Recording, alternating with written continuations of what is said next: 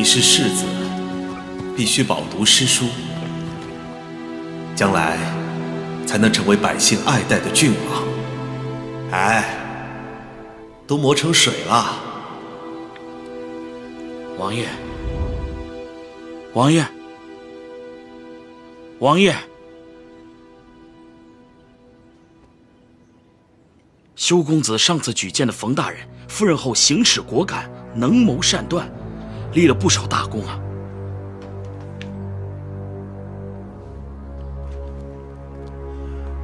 王爷，修公子接连举荐贤才，真是慧眼识珠啊！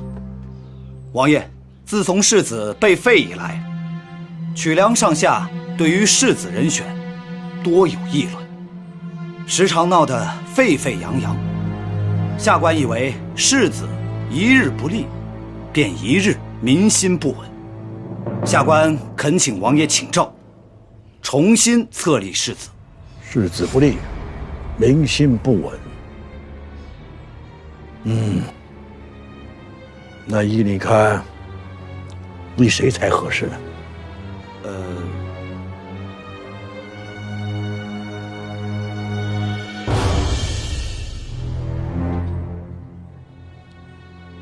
本王昨日处理政务啊，看到一宗案子。这南江县有个男子杀了人，但他母亲大义灭亲，亲自将其独子带到县衙。其子按律当斩，但县衙感其母忠义，不忍让他失去独子，想从轻发落，但又国法难容啊，所以这个案子悬了很久。现在到了本王的手里，这让本王感到为难啊。那依你们看，你们该如何判断呢？这该如何判是好啊？是啊，于情该放，于法当斩呐。这可怎么办？儿臣认为，其子当斩。理由？法乃是我屈良的根本，若随意网开一面，即动摇了根基。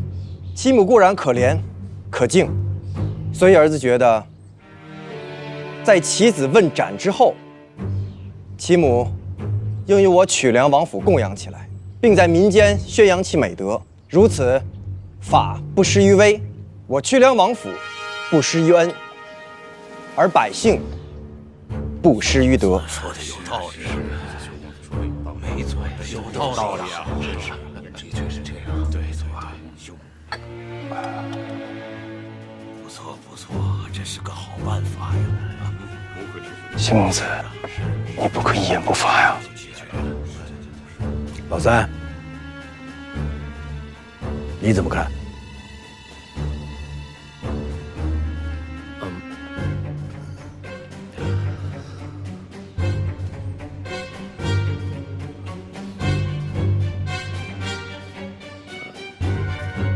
儿臣觉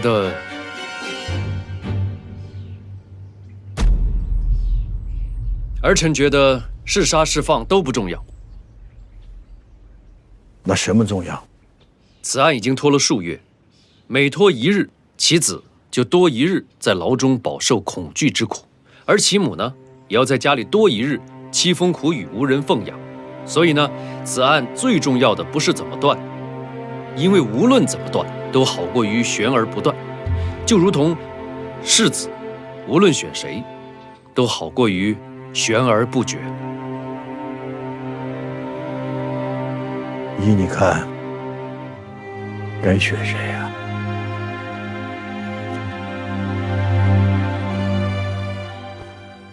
儿臣斗胆，请父亲移驾，与儿臣去个地方。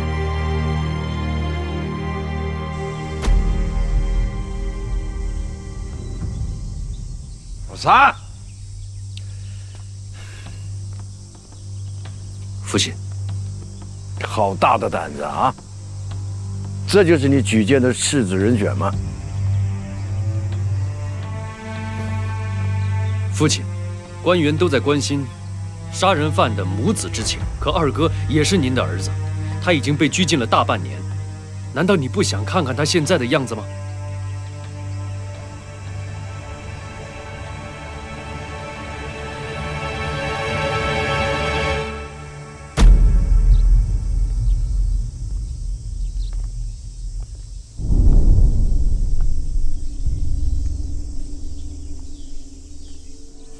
这什么味儿啊？怎么这么大的酒味儿啊？难道楚公子被废之后，每天还在花天酒地？儿媳不知父亲驾到，未能接驾，请父亲恕罪。老二呢？怎么没来接驾？回父亲，他病了。是醉了还是病了？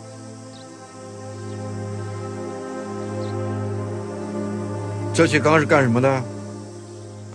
这缸子这边是干什么？这些葡萄酒是公子为父亲酿的。打开。是。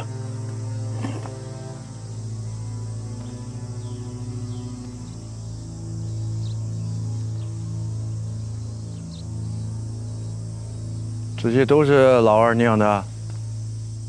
公子知道父亲不喜白酒，偏爱葡萄酒，特地让点扇树拿些家当换了一些葡萄回来。从洗到晒再到酿制，全都是亲力亲为，连儿媳都不许插手。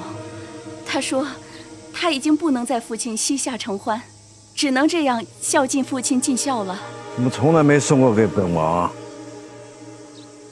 公子被圈禁，是父亲对他的惩罚。他知道自己罪大恶极，没脸见父亲。他也不想让父亲再听到他的名字生气。这份孝心，天知地知，他心里知道就够了。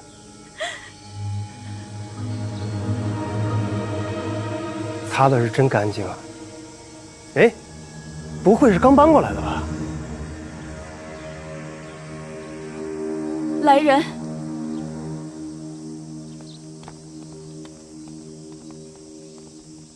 这是什么？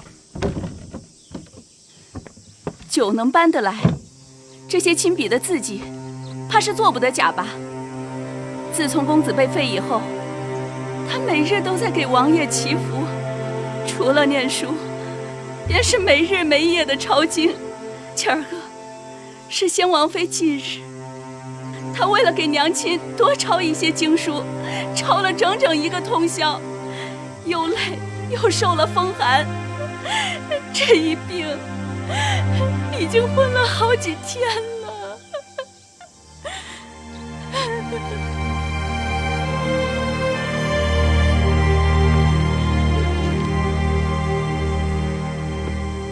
父亲，人孰无过，贵在改之。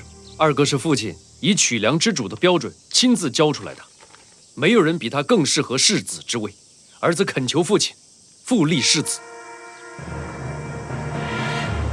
三哥，二哥是父亲亲自请召废黜的，不可儿戏。老五，父亲，什么时候你来替本王做主啊？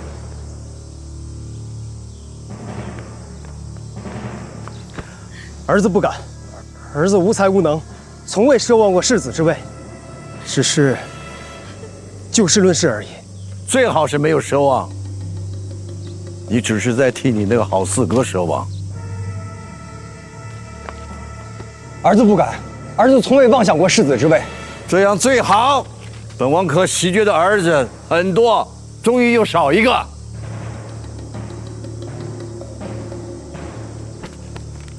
王爷息怒。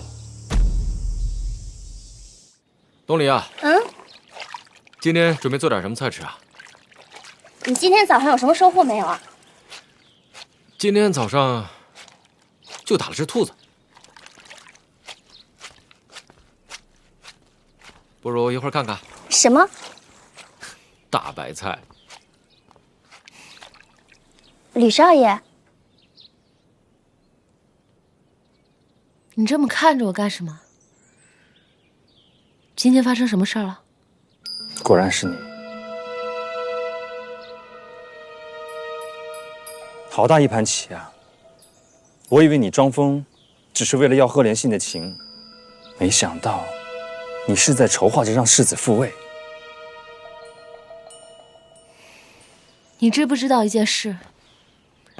王爷曾带兵出征，途中呢，向世子写信，索要他一件旧衣裳。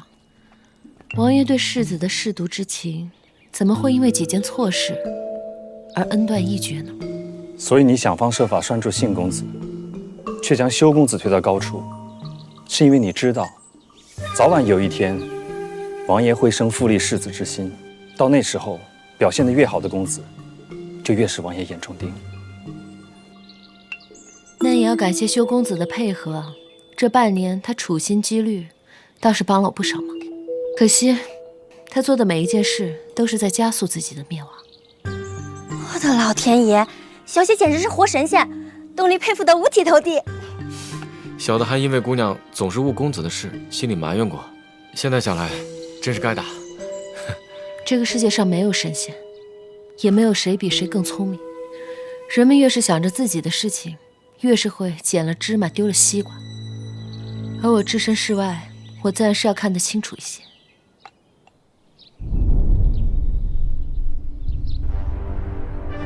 君上诏曰：允曲梁安王贺云硕请诏之求，其次子贺连楚复立为世子，其第三子贺连信册封为郡王，赐字睿，钦此。臣在此叩谢君上。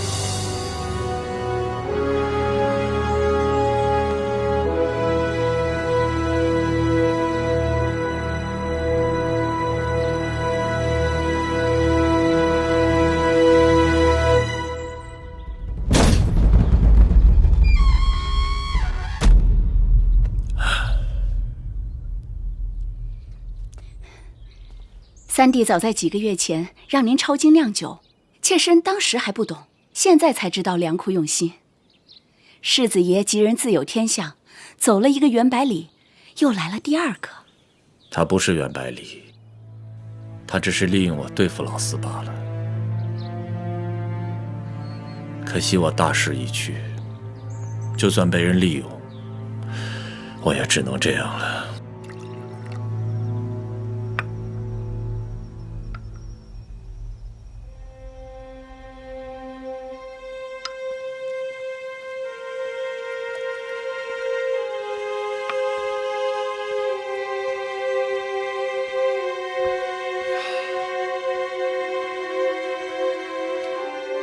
吕北义，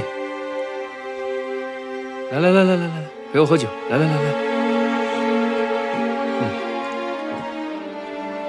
恭喜公子晋封郡王，大获全胜。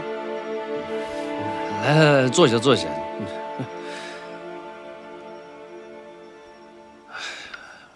只有一个杯子。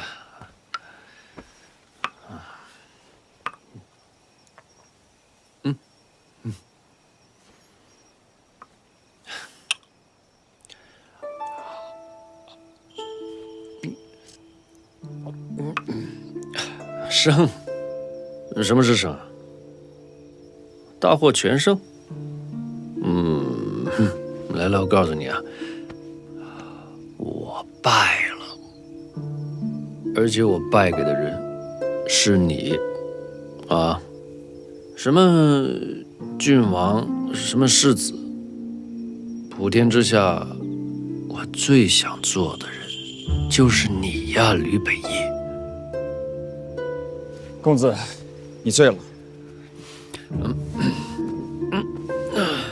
吕北义，你相信报应吗？我常常让别人伤心，总会有一个女人来把所有的伤心都还给我。他现在每天醒来就要找你，处处依赖你，这还不够吗？不是，那是因为他疯了，疯了的他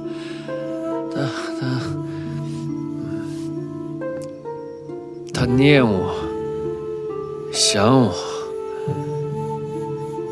日缠着我，但醒了的他，恨我怨我，时时推开我。他推开我，推得远远的，越推越远。他推开我。公子起来。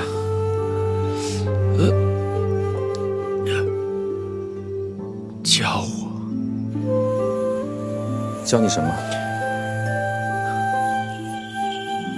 教我变成你。教我让他爱我。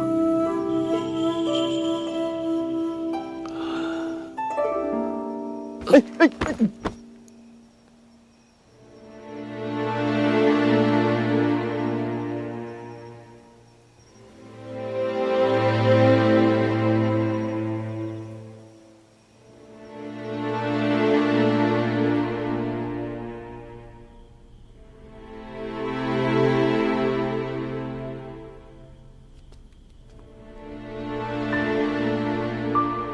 小姐，公子弟今晚有宴席，公子不会来了。我知道。那你早点休息。我还再等等吧。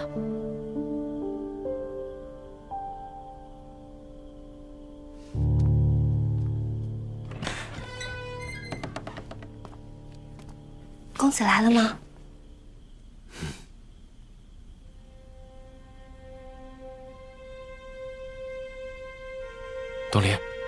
东林，想什么呢？您说，这人装疯装久了，会不会真的不太正常啊？啊？这么天大的好事儿，可小姐这几天还是闷闷不乐的。我问她是不是不再装疯了，让公子接我们回去，她也只是说还没到时候。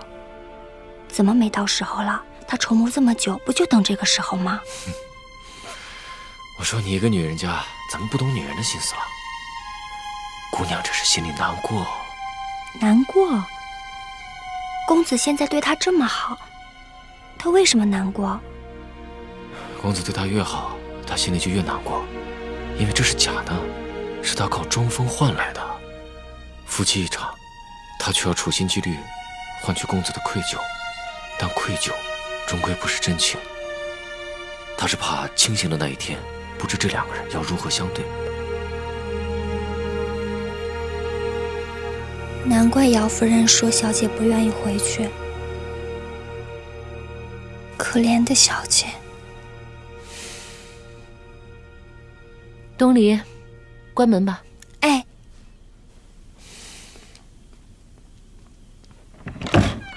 吕少爷。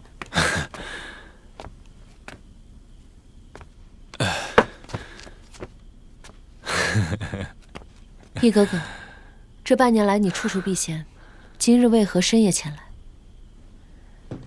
得谈好酒，想找人醉一醉。你已经醉了。有些话不喝酒，恐怕一辈子都说不出口。东篱，去炒2个下酒菜吧。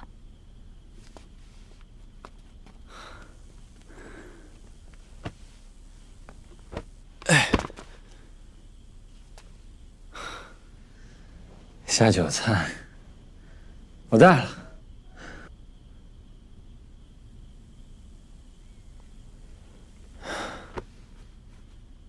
你先回答我一个问题：这2年，你有没有觉得愧对于我？有。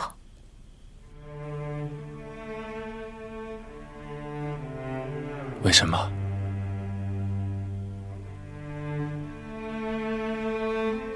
因为你移情别恋，你爱上了贺连心。玉哥哥，你喝醉了。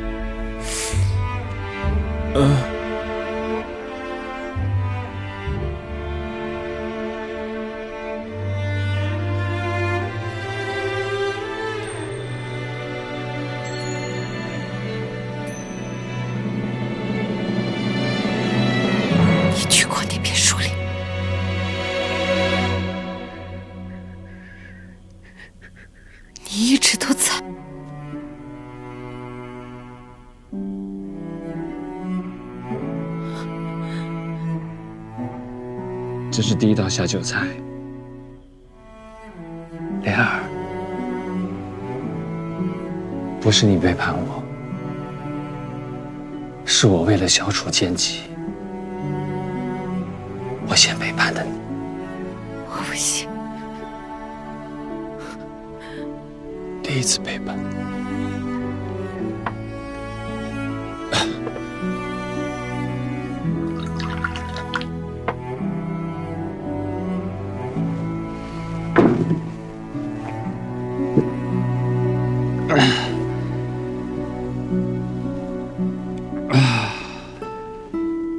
第二道菜，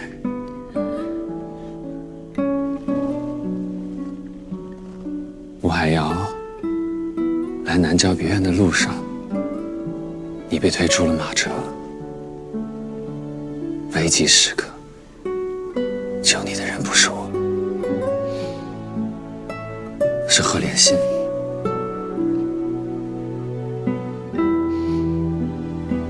那时候，他给了我3次机会可以带走你，我背负奸计，我没有勇气带走你。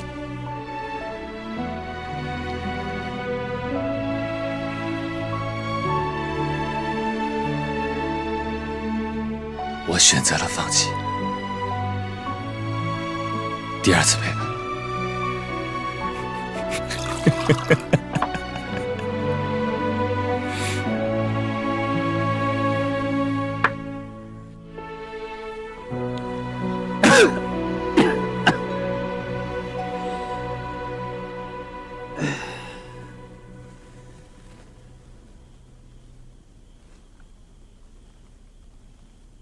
第3道菜，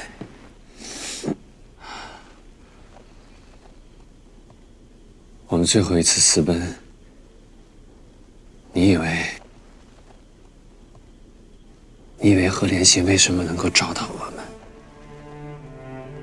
是我故意留下了线索，因为我不想我身边最爱的人心里却藏着另一个男人。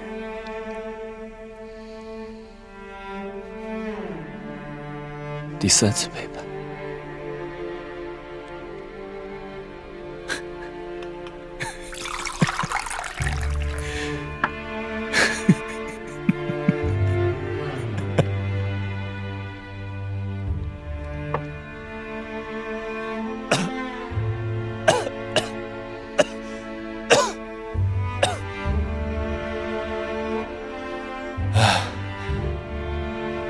莲儿，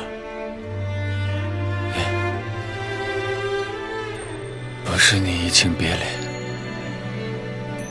是我的谎虽然能够骗过你，但是却骗不了我这里，我的心。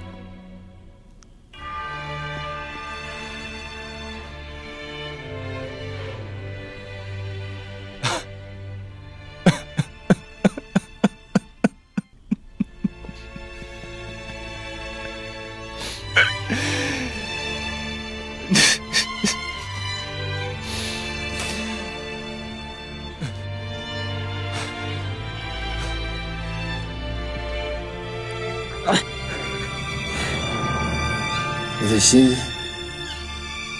替你选了对的人。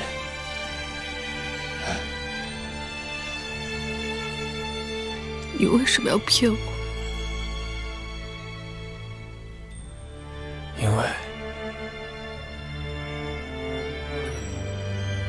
不舍。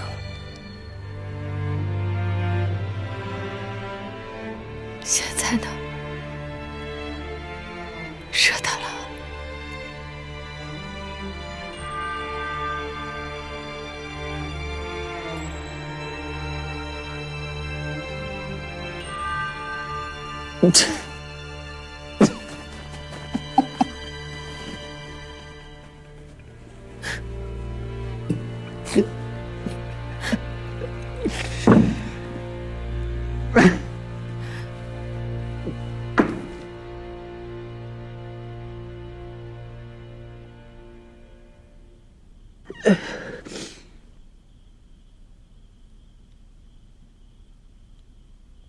回去吧，莲儿。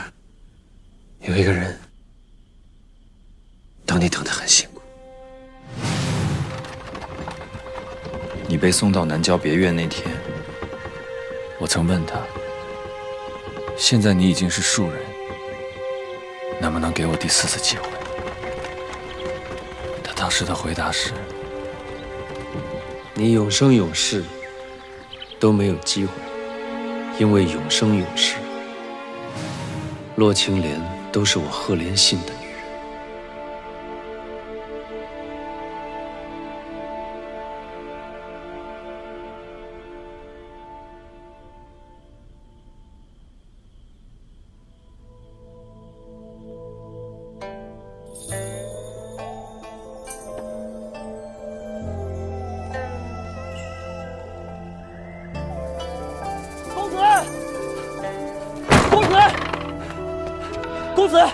公子，从纷乱的尘埃看不出落来，才懂得尘世的美为何而在。素袖守住心中执着的黑白，才晓得大道之间是爱。但愿死于审判涌来，无论经历什么，无法徘徊。江山海浪何奈，我对你的诺都在。我会凝眸着梦萦魂牵的忘怀。月落心散明爱，我对你的诺你湿了好久好久，都跨时间的沧海，所以才能够想明白一件事。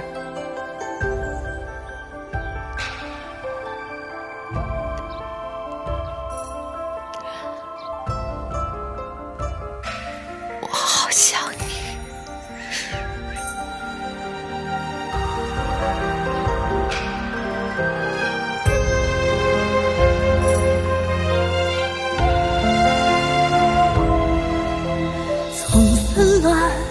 的尘埃看不出落来，才懂得尘世的美为何而在。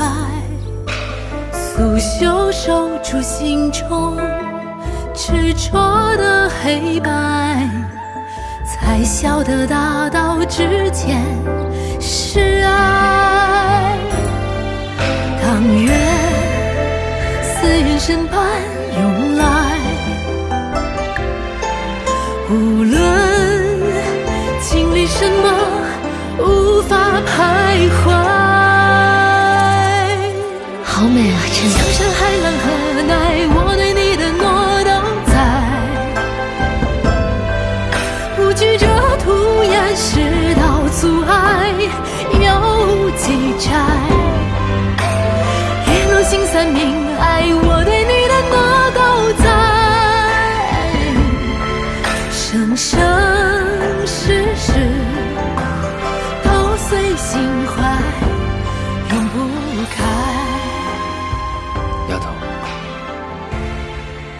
我让你受了那么多的苦，恨我吗？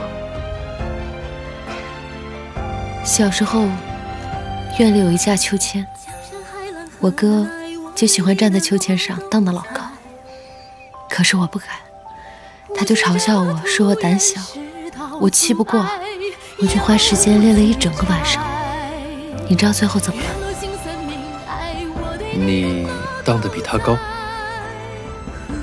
我依旧还是不敢。长大了，我想学舞，可怎么学都学不会，还有音律，我总是一张口就走音。说这么多，就是想让你知道，有很多事情我想做却做不到，其中有件就是恨你。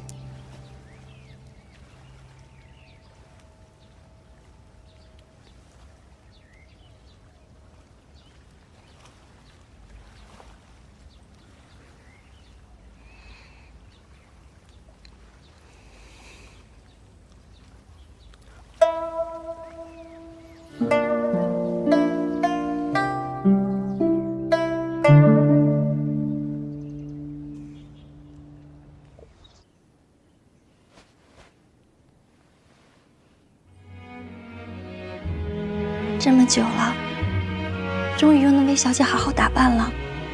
小姐还是那么美，一点都没有变。没有变吗？我怎么觉得变了？这双眼睛，我自己都快不认得了。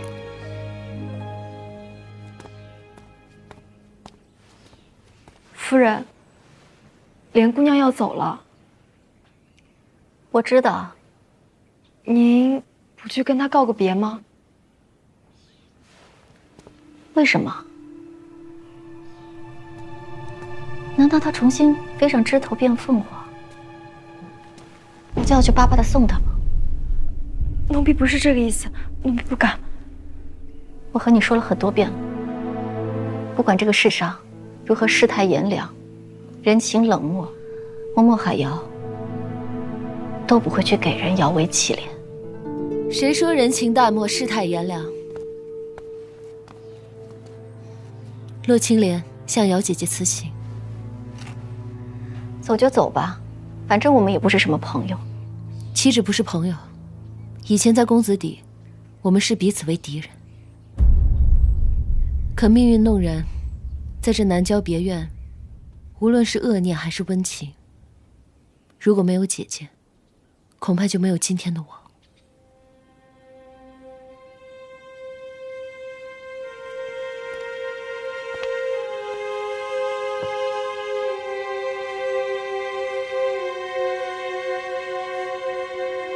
姚姐姐珍重。洛青莲，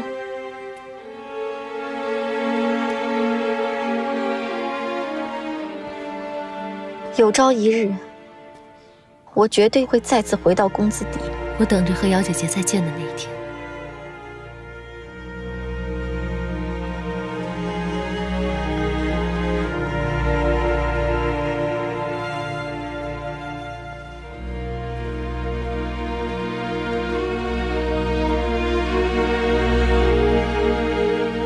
于石，他为什么要送您这个呀？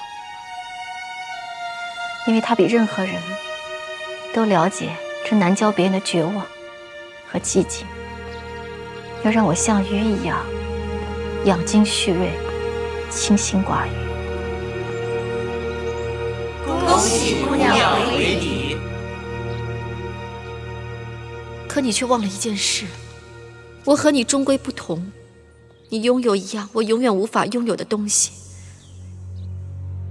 公子的真情。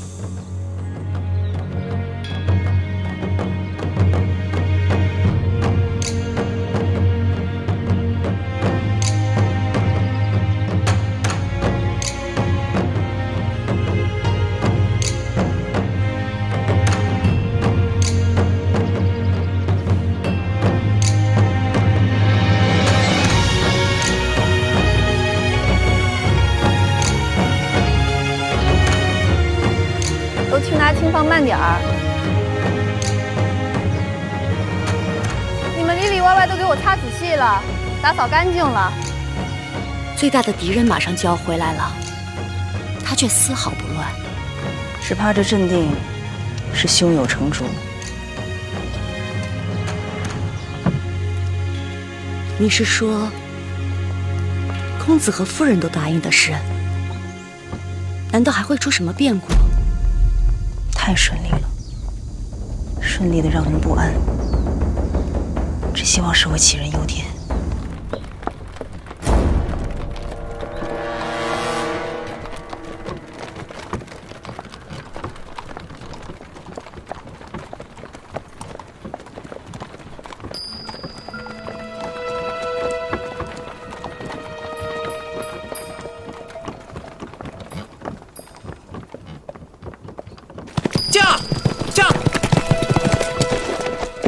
传得夫人口谕。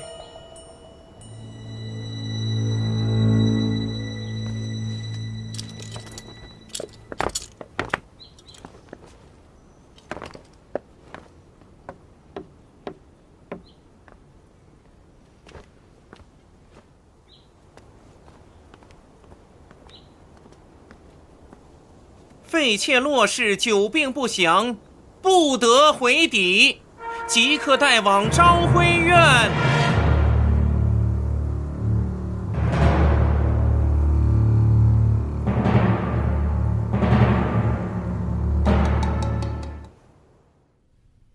夫人，莲姑娘带来了。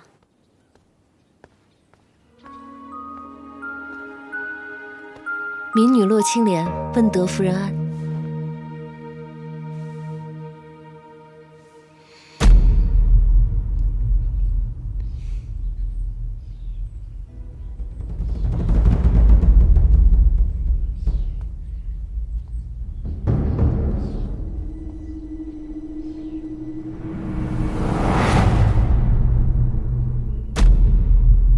你嫁给老三整整3年，我还没好好看看你。民女来迟。听说你前段时间犯了疯病，身为不祥之人，不论老三再怎样宠你，我都不会允许你再进公子里。自先王妃去世，王爷已经近5年没来看过我了，更何况你长了一张与他如此相似的脸，定有无数势力想要争抢。我不会放任你这样的妖女祸乱王府。相貌由天定，民女无法改变。怎么会没有办法改变？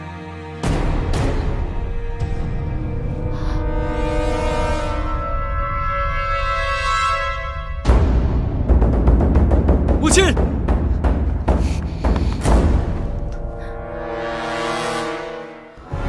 就这么闯进来，你还知道我是你母亲？儿子，情急失仪，请母亲降罪。你的罪都是因他而起，就让他一并担了吧。传我的令，骆青莲。莲姑娘千错万错，但毕竟是父亲亲赐的婢妾，要是私下罚了，父亲恐怕不高兴，请母亲三思。你是拿王爷来压我？儿子不敢。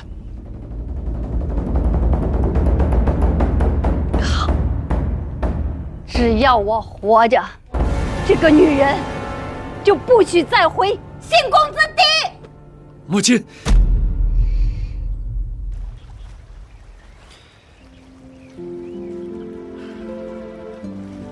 丫头，那就先委屈你，暂时在这儿住下。回公子邸恐怕得晚一些时候，但是我保证不会晚太久了。这里风景很美啊。又清静得很，就算一辈子待在这儿也没什么不好。坏了，还没回去就想着往外跑，那可不行。哦，于德常还没到，父亲在找小嫂子呢。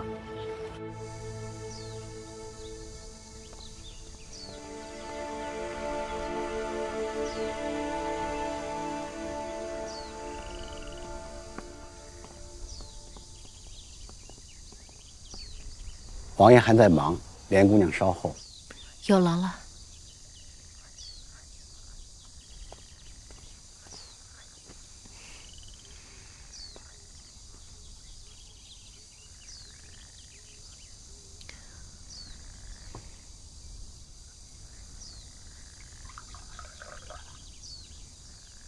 有茶无花，岂不少了些风雅呀？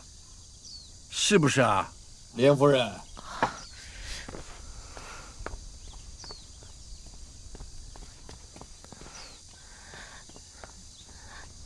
民女有眼无珠，未能认出王爷，请王爷责罚。明理。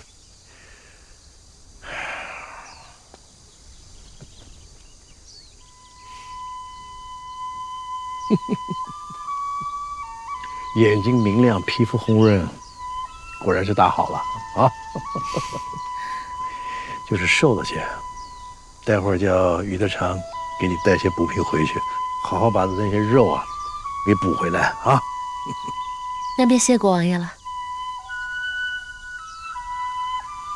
你看看，你看看，就你这不扭捏的性子，那就招人喜欢，而且是个有福气之人呢。有福的何止是民女啊，还有这白长，竟能得王爷屈尊亲自照顾，可见王爷的喜爱之心。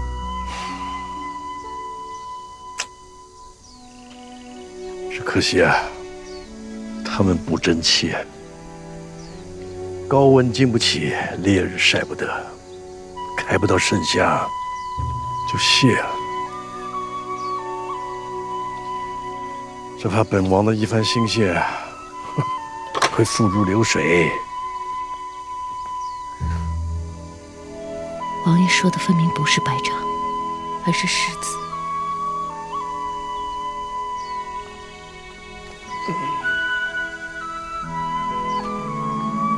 看来王爷并非最喜欢这白长。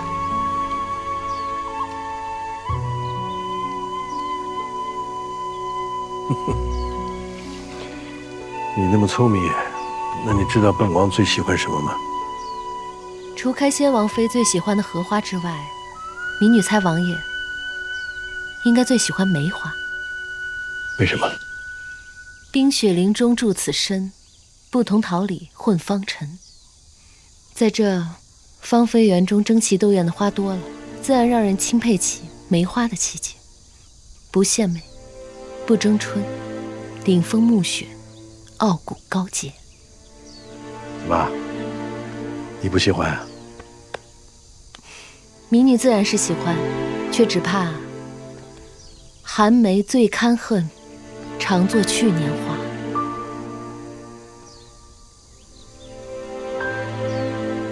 你知道，在本王眼中，你是什么花吗？民女不知。是解语花，有为能言之花。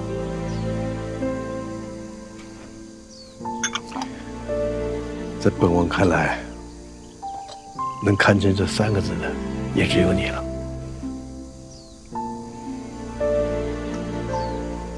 既然老三得到了你，那就应该好好待你啊。于德常，在，把茶换了，换酒来。王爷，您近日有些咳嗽，还是去拿。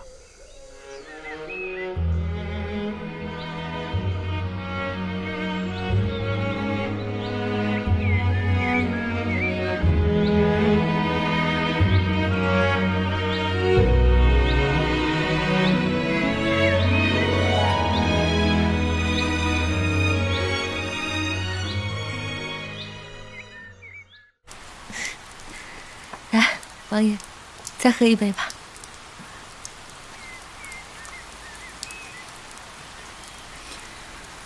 夫人，下雨了，咱们回昭辉院避一避吧。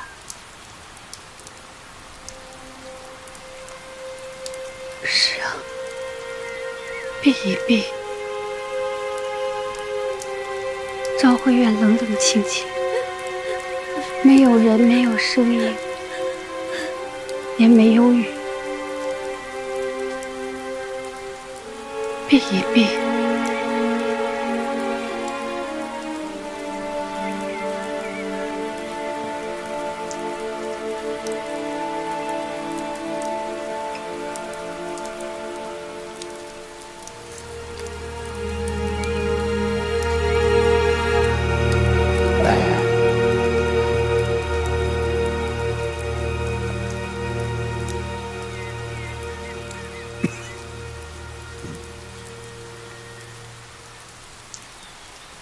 王爷，下雨了，再不走恐怕要受凉了。是啊，这天晚路滑呀，也得早点回去，要不然老三他也会等着着急啊。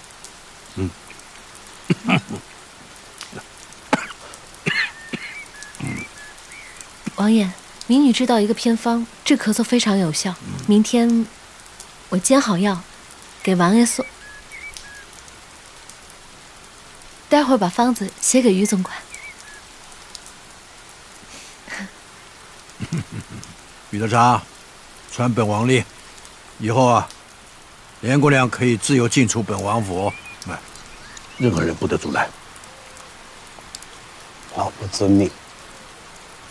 莲姑娘，这可是王爷独一份的恩典。民女谢过王爷恩典，民女告退。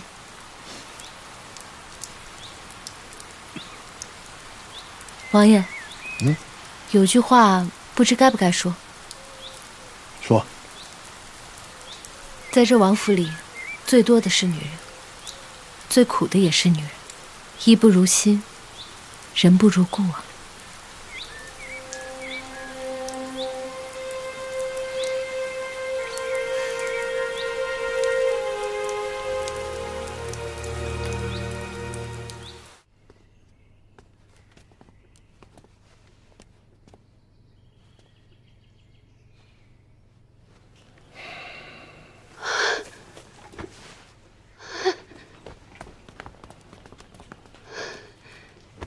妾身给王爷请安。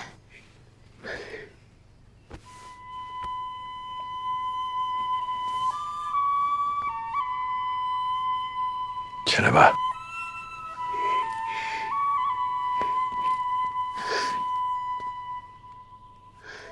妾身不知王爷驾到，有失远迎，请王爷恕罪。就是，快去倒茶。我特意留的御前龙锦，快去！啊，对了，还有我绣的那块汗巾，一块拿来了，快去！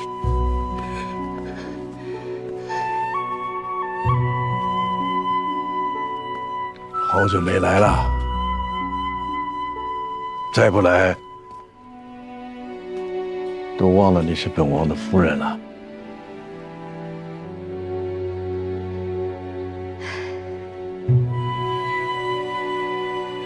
妾身给王爷请安。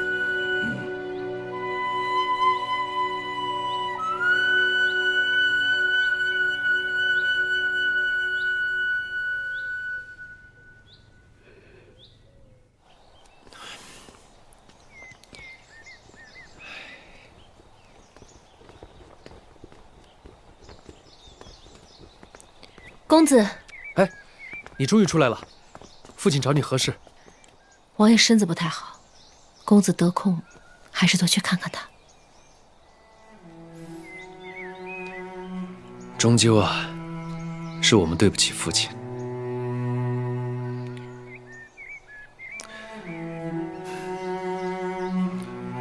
我记得从前，义夫人最喜欢在这抱着我看曲梁。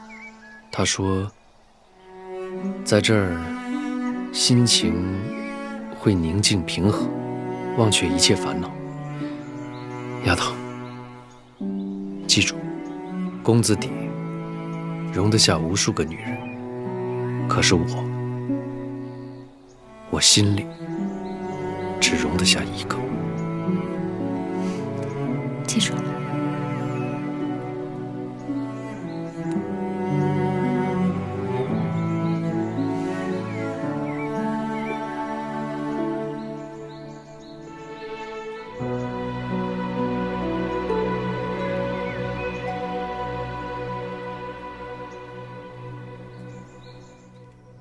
公子，这位嬷嬷已经候了多时了。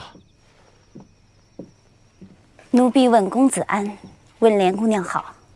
奴婢奉德夫人之命，给莲姑娘带来一道口谕。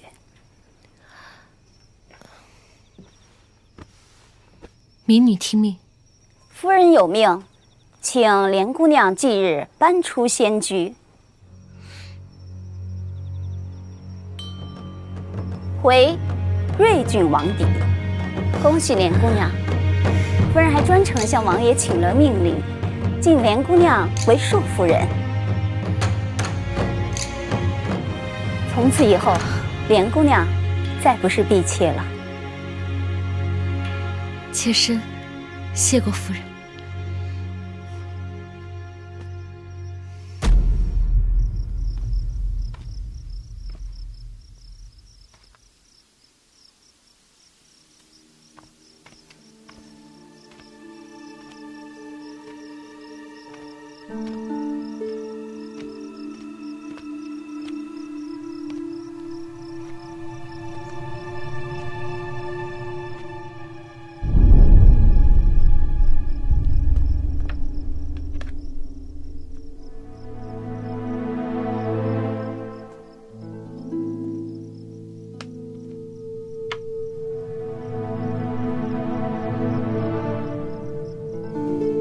修公子可还好？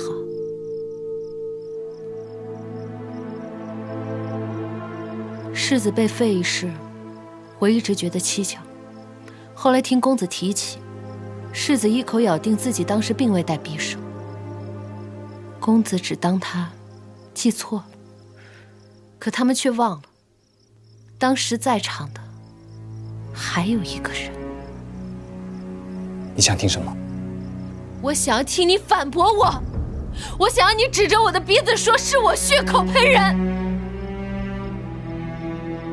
一个个，你告诉我，是我猜错了。你是这世上最了解我的人，又怎么会错？我了解你，我不了解你。我了解的吕北夷，不是一个背信弃义、卖主求荣的人。赫连信从来就不是我的主，我心中的主永远只有一个，那就是你。而你，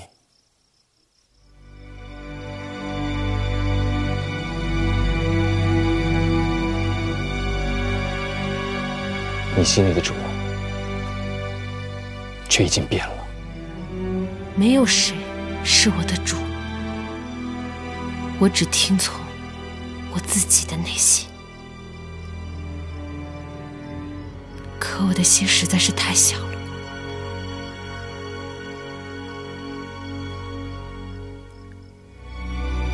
从前只容得下一个吕北夷，从今往后只容得下一个赫连信。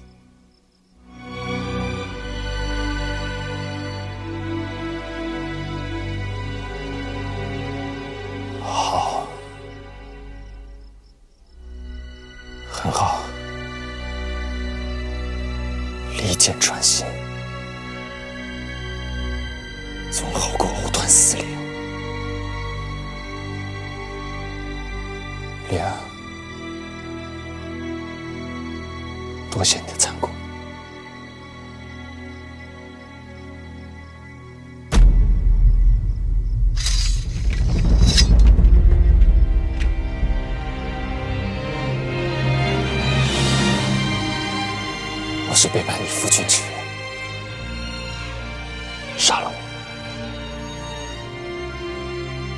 杀了我！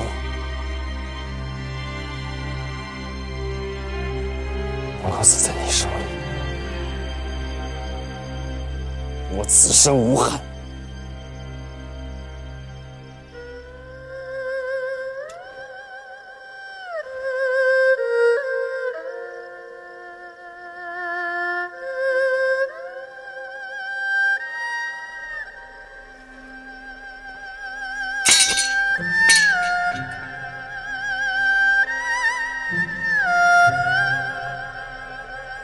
莲儿，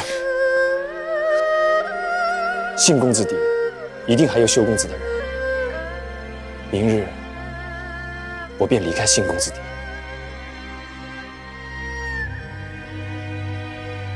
往后没有我在你的身边，前途艰险，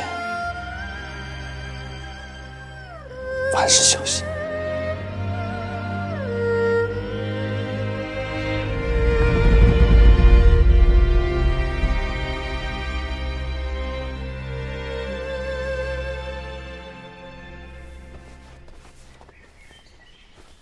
都精细着点，今天是连夫人回府的好日子，别出什么岔子，惹公子不痛快的，明白没有？是。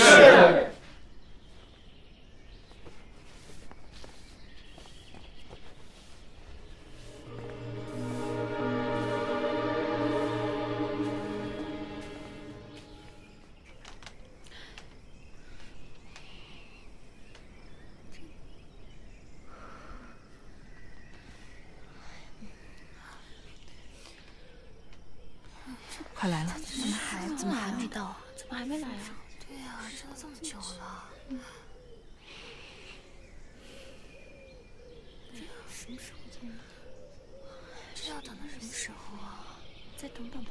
等谁等？来了！他们来了！哎呀，来了！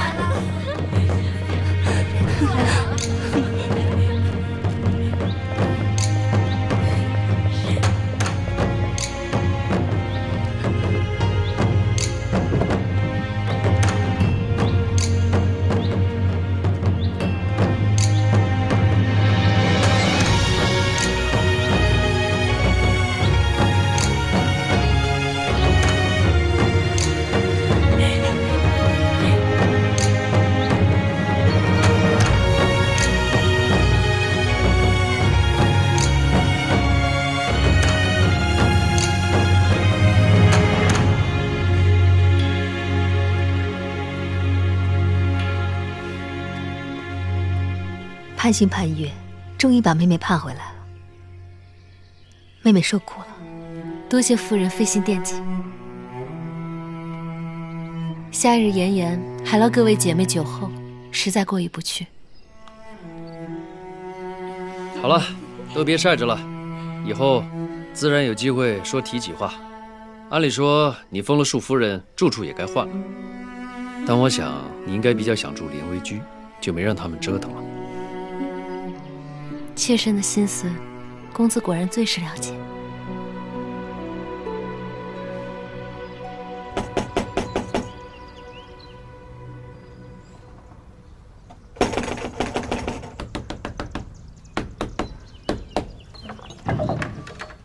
问公子安。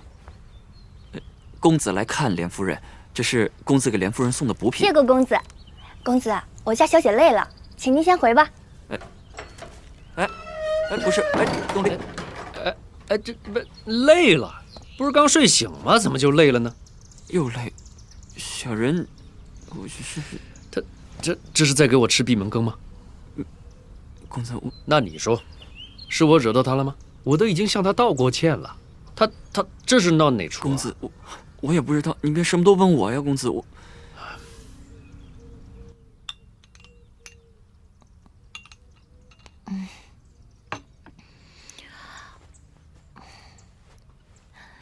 知月啊，待会儿把煎药的锅碗全部洗干净。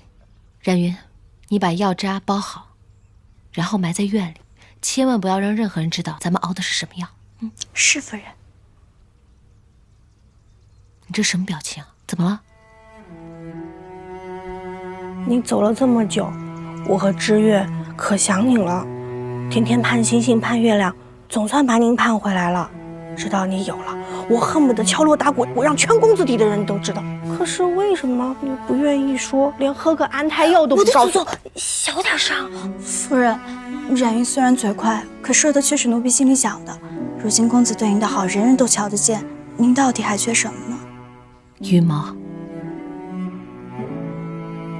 当初小产，若我不只是一名婢妾，又有谁敢拦住大门？若当夜跪在且阁院门口的是侧夫人或者是夫人，又有谁敢眼睁睁看着血流不止而无人通报？这一切固然有南如真作梗，却也有我的无能为力。母婴只有羽翼丰满，才有能力保护雏鸟，所以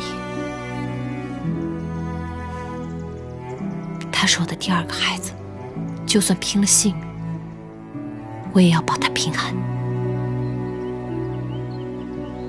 好在你已经回了公子邸，公子又如此宠爱你，南如真该是不敢再轻举妄动了。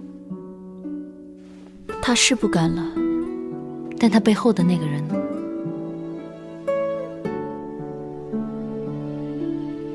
所以说，他是修公子的人。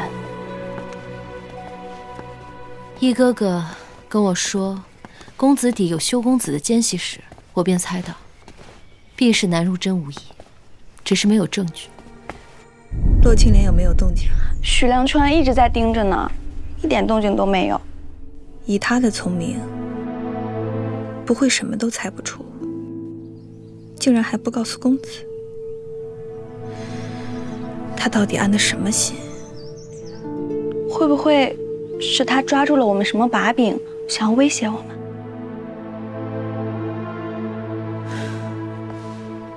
别人要做什么，我们永远都不能控制。最高明的办法，便是让把柄不再成为把柄。住得差些，受几句奚落又有什么要紧？要紧的是公子。若不能抓住公子的心，那便要这里，只要这里有一个种，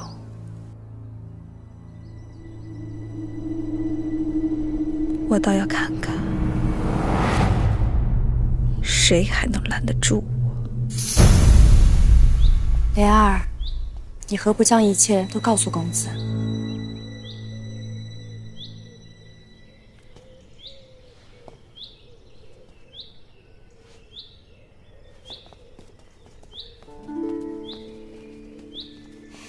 这件事情我并未告诉公子，连同当年南如真致我落胎、阻拦公子的事情，我也至今都没有提过。你们可知是为什么？因为无论是落胎还是奸细，都没有可以致命的死证。既然公子对南如真有知己之情，容得下他一次两次，自然可以容得下他3次4次。我已经没有太多的机会可以尝试。必须证据确凿，一击即中。可我若是不说，南如真便会如鲠在喉，芒刺在背。狗急了也会跳墙。我相信，他一定会给我这个机会。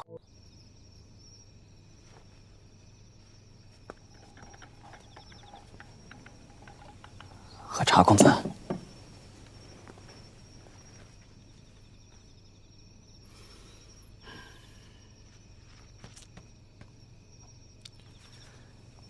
公子，您每天晚上就在书房闷着。政务繁忙，我不闷着谁替我？你替？政务要紧，但有些事情不能懈怠。我也替不了您呢。这大好夜色，我觉得公子应该出去开枝散叶。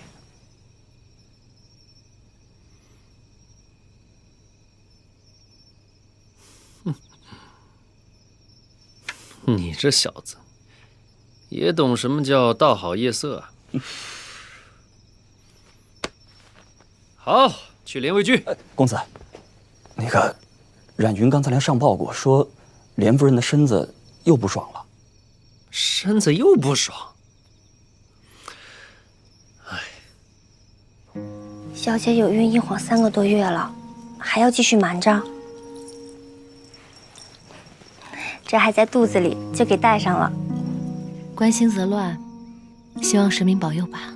现在倒还不险，可孩子越长越快，再这么继续缠下去，她怎么受得住？只是不得已出门才缠上一会儿，这点委屈她受得住。她是贺家的子孙，还流着我洛青莲的血，她受得住。孩子是受得住，我快熬不住了，夫人。夫人，您都不知道，你都拒绝事情，公子他不会说你什么。可是我每次去上报的时候，我那心脏都快跳出来了。你都不知道，公子看我那眼睛不是眼睛，鼻子不是鼻子的，我都快被他吓死了，好吧？都再熬一熬吧，等我胎相再稳一点，手上的胜券再多一点。公子到。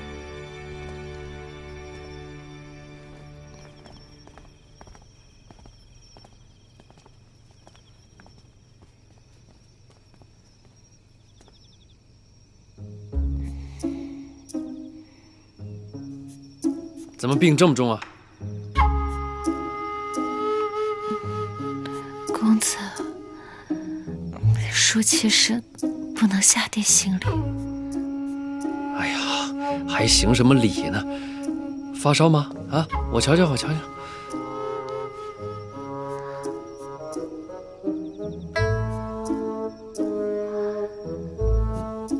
不烧啊？那你给小姐盖这么厚的被子，那闷坏身子怎么办啊？公子，妾身觉得好冷，又困。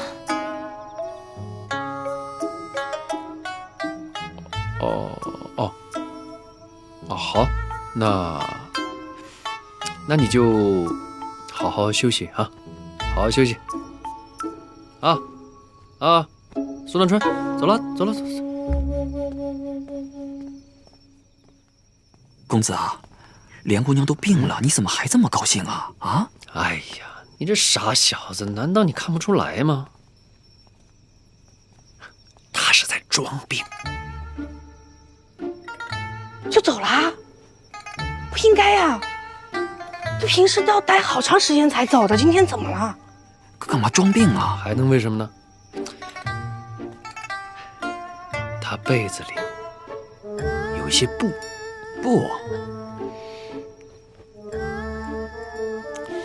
刚刚看见没有？应该看到。以为我瞧不见？这个傻丫头，她是在给我做衣服。她要给你做衣服？是。这个傻丫头平时少动女工，没想到她竟然有这份心思，难怪她一直在躲着我，原来是想要给我个惊喜。我真是错怪她了。你看看，不成。公子，当时让警方嬷嬷调教她的时候，她最不擅长的就是女工，笨手笨脚的，要是扎到手怎么办呢？那怎么办啊？那等一下呢，你选一些上好的顶针给她送过去啊。明白，公子。哎呦，要是她已经扎到手了呢？扎到手了怎么办？怎么办呢？对，选一些上好的膏药，一并送过去。明白，公子。公子，以这个丫头的性子，她该不会熬夜在帮我做吧？那你得选一些好的蜡烛，不能让她熏坏了眼睛。明白，公子。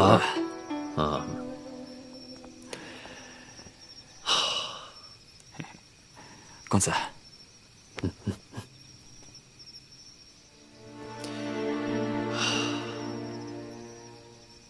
丫头，